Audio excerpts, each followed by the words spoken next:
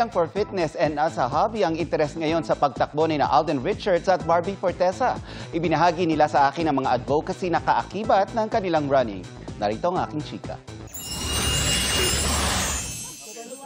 Madaling araw pa lang, getting ready na sina Alden Richards at Barbie Fortesa kasama ang ilan nilang friends tulad ni na It's Showtime host Kim Chiu para sumali sa isang fun run ngayong araw. In the past days, tila nahihilig si Alden sa pagtakbo.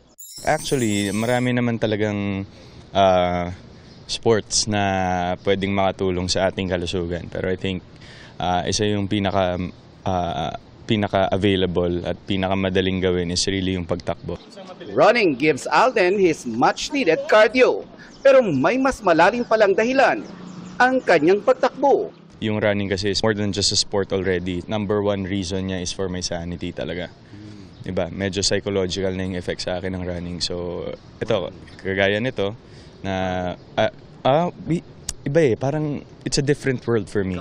At 4 a.m. kahit pagising pa lang ang diwa, sinubukan ko at sinamahan sina Alden sa kanilang warm-up run.